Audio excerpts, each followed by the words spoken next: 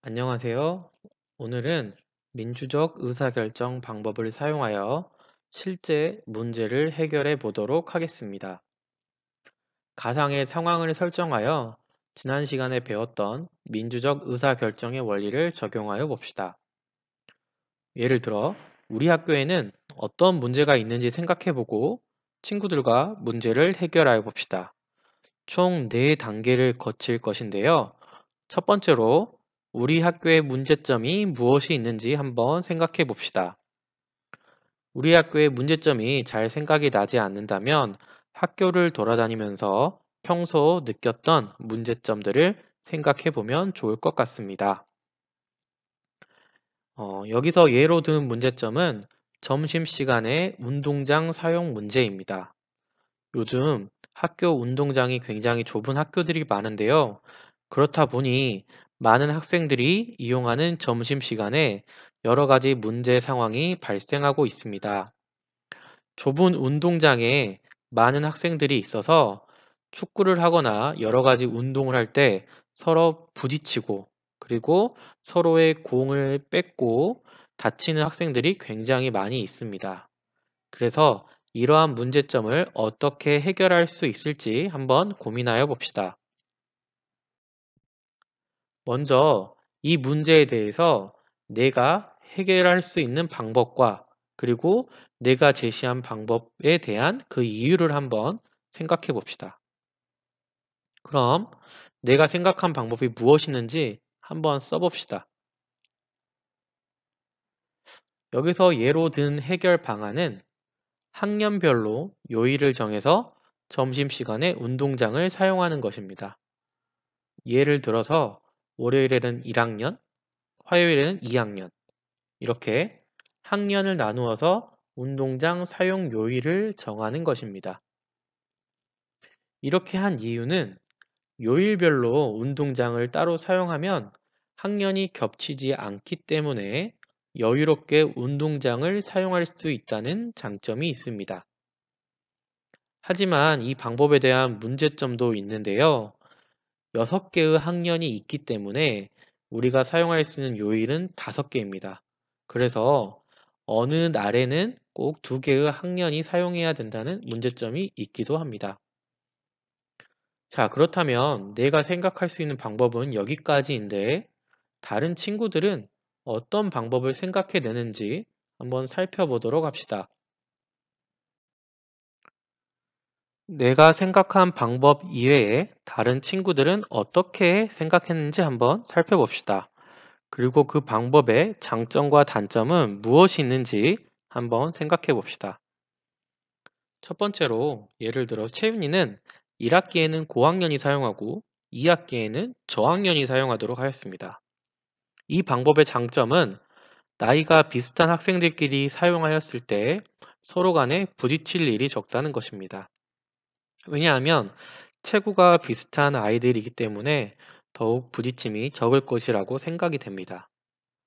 하지만 단점으로는 한 학기 동안 자기의 학년이 아니면 운동장을 사용 못한다는 문제점이 있기도 합니다. 두 번째로 지한이가 세운 방법도 살펴봅시다. 지한이는 운동장 사용을 점심시간에 시간을 쪼개어 사용하는 방법을 제시했습니다. 예를 들어 10분은 먼저 1, 2학년, 다음 10분은 3, 4학년, 다음 10분은 5, 6학년 이렇게 짧게 대신에 많은 사람들이 사용할 수 있게 하는 것입니다. 이 방법의 장점은 전체 학년 모두가 매일 운동장을 사용할 수 있다는 것입니다.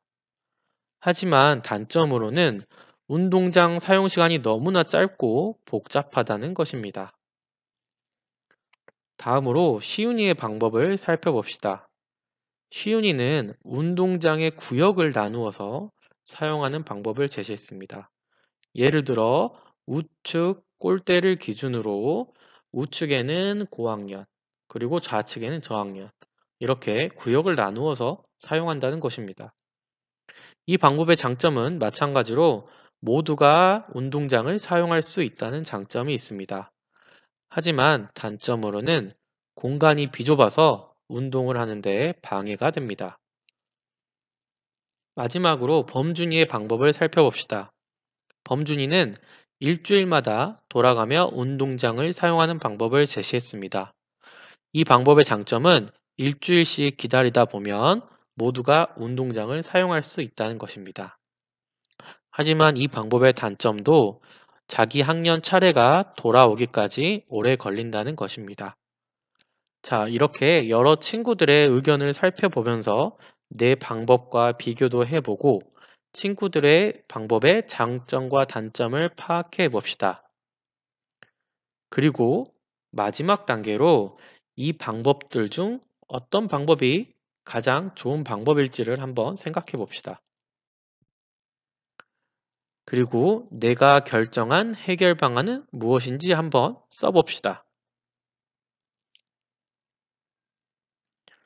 내가 선택한 방법은 일주일마다 한 학년씩 돌아가며 사용한다는 것이었습니다. 이 방법은 절대 하나의 최고의 방법이 아니라 내가 생각했을 때 나의 기준에서 가장 좋은 방법이라고 생각되는 것입니다. 따라서 다른 친구들이 나와 다른 방법을 선택했다고 하여 이를 반대하는 것이 아니라 서로 간의 기준이 다르기 때문에 다른 방안이라고 생각하면 좋을 것 같습니다. 그래서 이처럼 한 가지 문제에 대해서 여러 가지 의견이 나왔을 때는 서로 간의 의견을 충분히 들어보고 장점과 단점을 생각하여 내가 원하는 방안은 무엇인지 결정을 해 보아야 합니다. 이것이 바로 민주적으로 문제를 해결하는 방법입니다.